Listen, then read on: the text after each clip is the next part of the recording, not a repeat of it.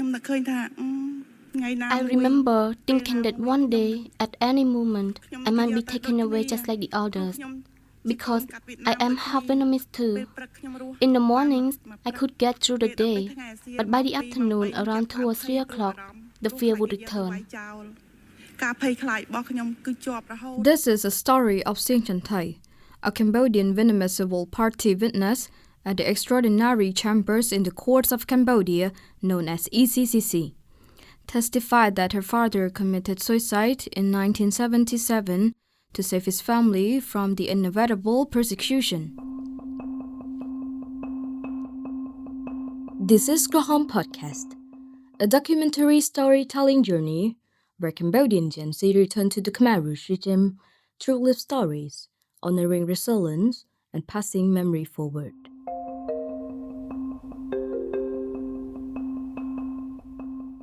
And this season, we retrace the Khmer Rouge common purpose, the so-called Great Leap Forward, to understand how it was designed, how it unfolded, and why it still matters today.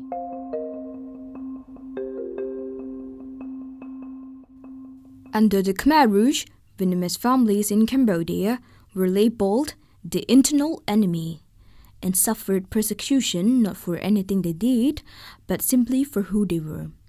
A targeting based purely on ethnic identity.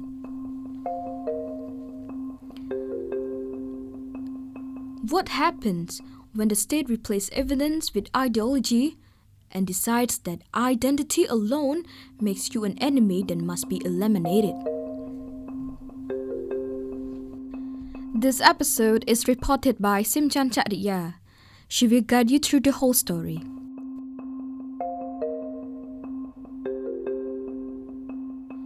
This is a heavy topic. Tune in when you feel ready.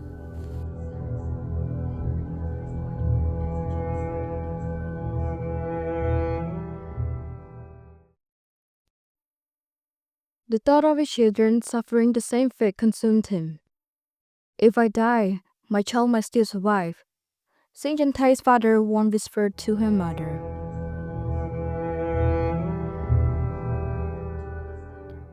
In 1977, surrounded by fear, rumors, arrests, and executions, he took his own life, believing it was the only way to protect his family. His decisions were triggered after he witnessed his 2 daughters from a Vietnamese family in the village were taken away, raped, and killed by the Khmer Rouge soldiers. Sopheaktra's father was Cambodian, but he had Vietnamese ancestry. Sim Sopheaktra testified before the extraordinary chambers in the court of Cambodia, known as ECCC in 2016, as a Cambodian Vietnamese civil party. She said under the Khmer Rouge, the identity alone was enough to put her family in danger. I remember thinking that one day, at any moment, I might be taken away just like the others, because I am half Vietnamese too. In the mornings, I could get through the day, but by the afternoon, around 2 or 3 o'clock, the fear would return.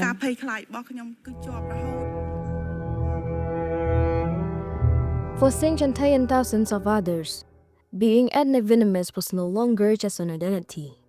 It was a death sentence.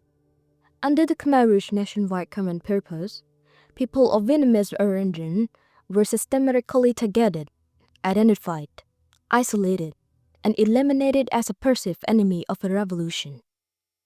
These acts were later recognized by the court as a genocide against the Vietnamese. To understand why a father believed death was safer than survival, it is important to understand the policy that turned identity into a crime.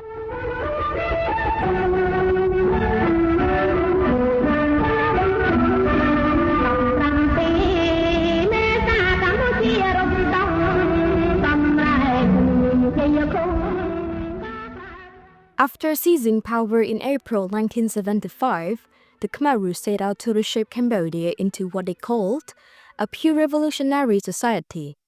Across Cambodia, families of Vietnamese ancestry began disappearing quietly, systematically, and by design. Sim Sopheaktra and her family lived in Sovityea village, Pha Rang province, an area near the Vietnamese border. Her mother was Khmer. Her father was Vietnamese. She had 8 brothers and sisters. Chanchakriya was assigned to work in a communal kitchen and in rice production, but villagers avoided her, not out of hatred, but fear. My friends at work don't talk to me. I quietly asked them why. They said their parents told them that I'm half Vietnamese descent, so they don't allow them to talk to me. They said if Khmer would take me away to kill, they would take them along too.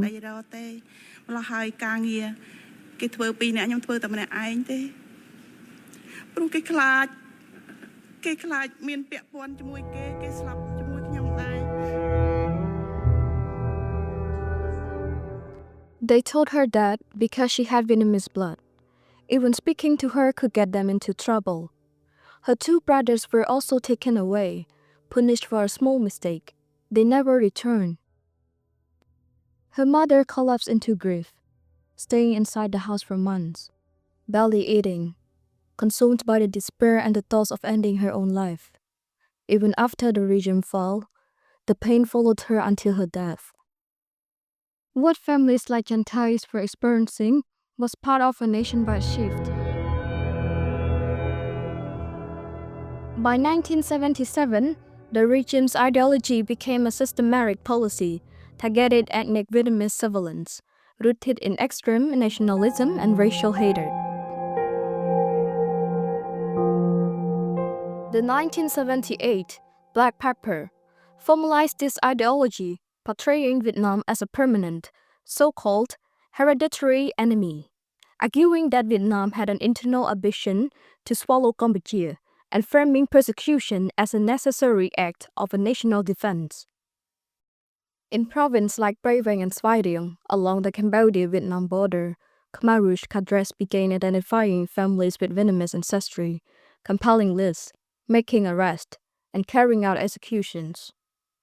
The rule was never written, but everyone understood it. Anyone with Vietnamese blood could be taken away, without explanation, without return. One survivor, Salsa, recalled how her mother was summoned by the local cooperative, detained because of her Vietnamese background, and never returned. Villagers understood that anyone who was related to Vietnamese origin would be taken away and killed, and many quietly watched relatives and neighbors vanish, without learning where they had been taken or buried. They were sent to the lower part, and it meant that they were sent to Vietnam, although we did not know whether they were sent to be killed somewhere. And later on, after my mother and others were taken away and killed, I learned that they were not being sent to Vietnam, but in fact, they were sent to be killed. The violence in Bay Vang was characterized by silence. Disappearances carried out under a wall of administrative routine. The evidence demonstrates that this was not a random murder. The intention was to destroy the group, based solely on ancestry. The court later confirmed that these actions against the ethnic Vietnamese constituted the crime persecutions and genocide. The Khmer Rouge had a system, a plan, to target people just because of their family background.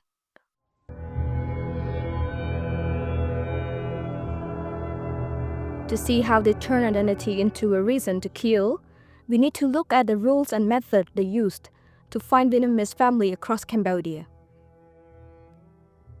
Khmer Rouge propaganda portrayed Vietnamese people as a hereditary enemy and a deadly threat to the nation. By labeling them as a poisonous foreigners, the regime dehumanized them to justify violence and a systematic policy aimed at the eliminations of an entire ethnic group. From 1975 onward, the regime leaders ordered cadres nationwide to identify every person of Vietnamese origin. Family history, language, appearance, and even rumor became tools of accusation.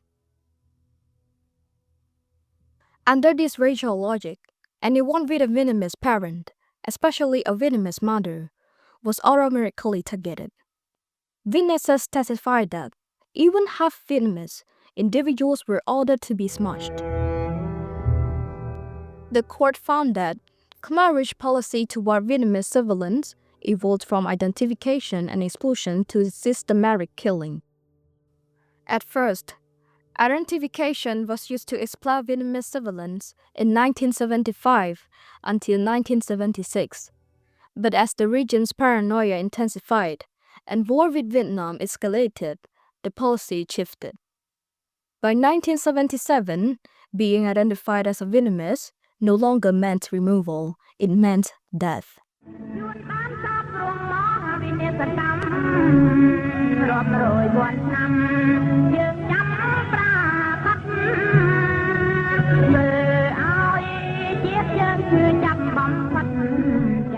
At age 21, hundreds of Vietnamese soldiers and civilians were detained, interrogated, and executed.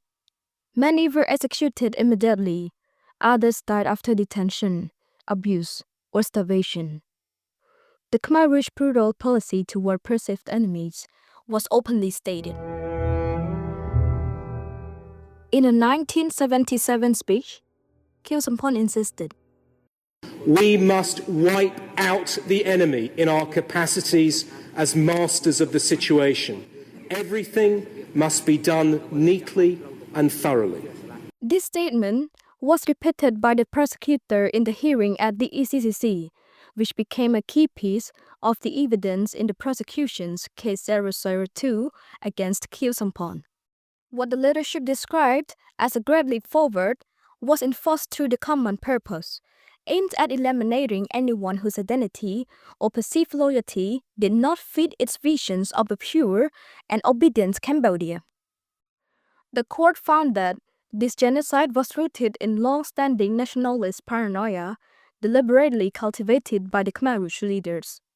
Nuon Chea and Khieu Samphan invoked historical grievances, territorial loss, colonial memory, and fear of Vietnamese domination to justify violence. They framed genocide as a national defense.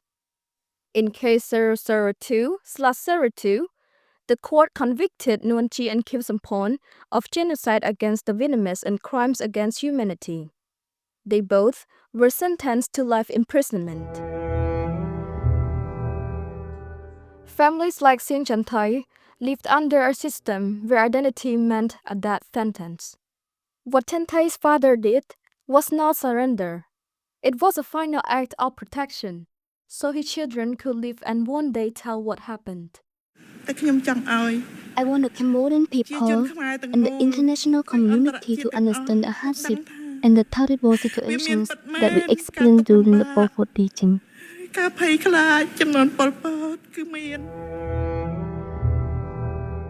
As producers, this podcast episode has reminded us that this genocide has left deep trauma in every Cambodian heart, with scars that still ache across generations.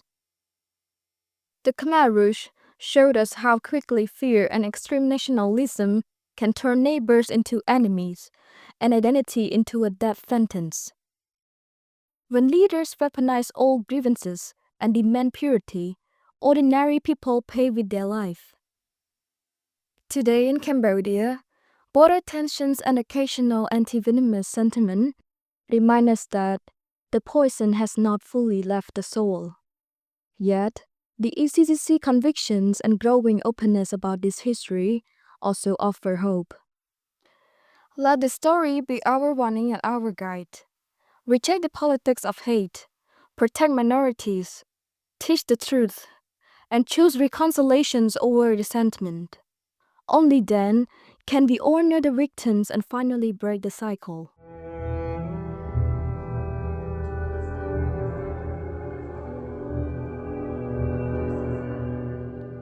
We hope our listeners now have a deeper understanding of this chapter in history. To close this episode, let us listen to the echoes of those who were silent, carry their stories with us, and let their courage guide us, so that fear and hatred never shape the future again.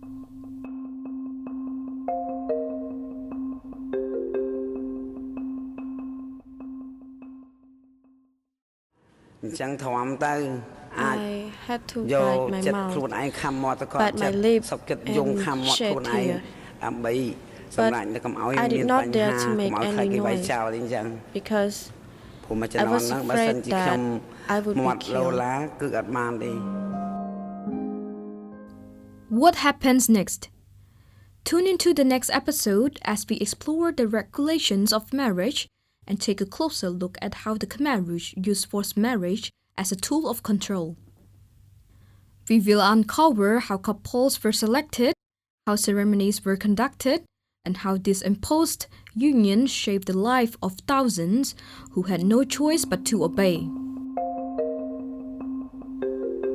This story is produced by Sim Sopheaktra, script written by Sovityea, researched by Long Phanith, sound edited by Chim Chhailun, narrated by Sim Chanchakriya, supervised by Hean Socheata and Nov Povleakhena.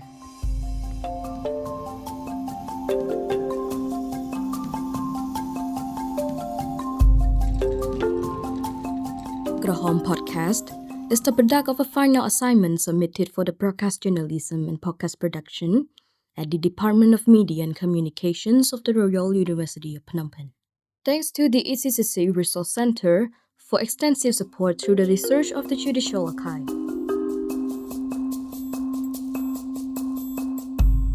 Until next time.